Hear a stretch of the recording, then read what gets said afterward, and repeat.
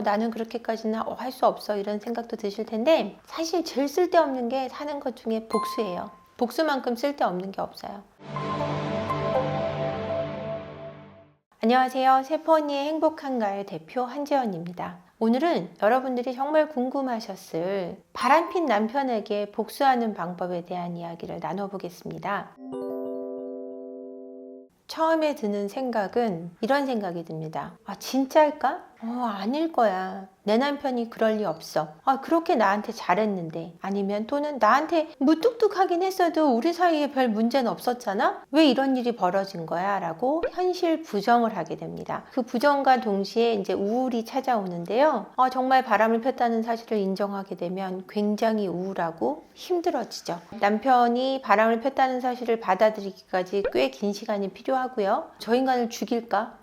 죽는 게 낫지 않을까? 내가 죽을까? 이런 식으로 이제 극단적인 생각까지 오가게 됩니다. 그럼 우리 애들 어떡하지? 앞으로 남은 인생 어떡하지? 또 이런 일이 벌어지진 않을까? 이번이 정말 마지막일까? 정말 잘못했다고 하는데 용서를 해야 될까? 잘못했다고도 안 하는 저 인간은 도대체 어떻게 해야 좋을까? 이런 식으로 왔다 갔다 하게 돼 있는 것 같아요. 갈피를 못 잡는 경우가 가장 많고요. 그 비참함은 그 일을 당해보지 않은 사람은 알 수 없는 비참함이에요. 내 남편 바람피면 이혼하거나 잘라버릴 거야. 이런 식으로 말씀을 많이 하시는데 정말 자를 수도 없을 뿐더러 이혼이 말처럼 쉽지 않다라는 거죠. 내 존재 가치에 대해서 의문을 품고 지나온 세월에 대해서 모두 부정하고 싶고 말 그대로 영혼 살인이란 말이 맞는 것 같습니다.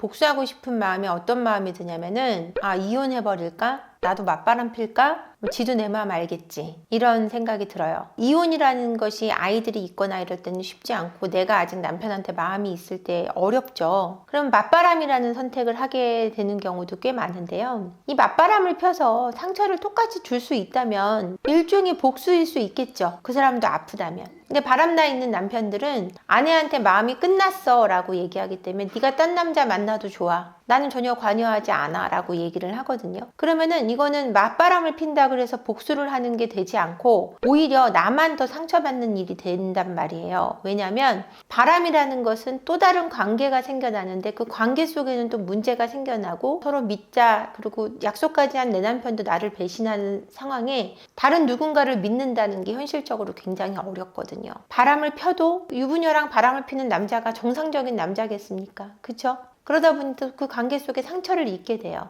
그러니까 이거는 복수일 수 없다라는 거예요. 근데 남편이 그냥 하룻밤 외도를 한 정도다. 그리고 아내를 좋아한다. 이걸 알게 됐다. 아내가 딴 남자랑 그러면은 이제 맞바람을 펴요. 그거는 복수가 될 수 있겠죠. 물론 가정은 파탄이 나겠지만 가정은 파탄 내고 싶지 않고 남편한테는 복수하고 싶고 그 복수라는 것이 어떤 복수냐? 내가 입은 영혼의 살인에 대한 복수냐? 그럼 맞바람이 복수가 될 수 있겠죠. 내가 가정도 지키고 싶고 남편도 상처 주고 싶고 이렇게 하기는 굉장히 어렵다는 거예요. 그리고 상처를 주는 것만이 복수냐? 이렇게 할 수는 없다라는 거죠. 그러면은 내가 나를 잘 정리정돈해서 내가 나아갈 방향을 잡고 남편하고 헤어지게 되더라도 내가 문제없는 조건을 만드는 것, 이것이 훨씬 더 좋은 복수일 수 있겠죠. 남자들이 만약에 이혼을 안 하고 싶어 한다는 전제 하에 그렇습니다. 남편이 이혼을 하고 싶어 하고 나는 이혼이 안 하고 싶다 그런 상태에서는 이게 또 복수일 수 없죠. 그죠? 어떤 상황에서든 나를 잃어버리지 않는 것처럼 중요한 건 없어요. 내가 내 갈 길을 반듯하게 잡고 내가 이 남자랑 헤어지던 헤어지지 않던 내 삶의 페이스를 지켜갈 수 있다면 그것이 진짜 복수라고 저는 생각을 한다라는 거죠. 남편이 아무리 이혼을 원해도 유책 배우자기 때문에 이혼을 해주지 않아도 되고 그러면은 그것에 대한 또 일종의 하나의 복수는 되는 거고 이혼을 안 하고 싶어 한다고 해도 나도 이혼을 할 생각이 없다면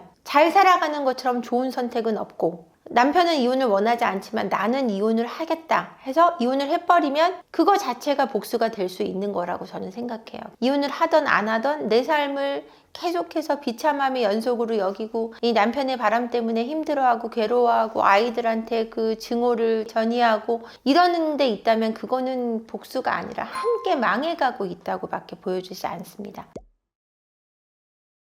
내가 행복하면 그 사건에 대해서 후련할 필요를 안 느껴요. 그죠? 지가 지 벌은 받을 거야. 인과응보는 과학이야. 어차피 하늘에서 내리는 벌은 따로 있고 나는 내 삶을 확실하게 살아갈 거면 이 문제에 대해서 내가 더 이상 관여치 않아. 그러니까 후련하고 후련하지 않고가 본인한테는 중요한 이슈가 아닌 걸로 끝나는 거죠. 그러면 내 삶의 기준을 더 잡을 수 있고 더 반듯하게 살아갈 수 있다라는 얘기입니다.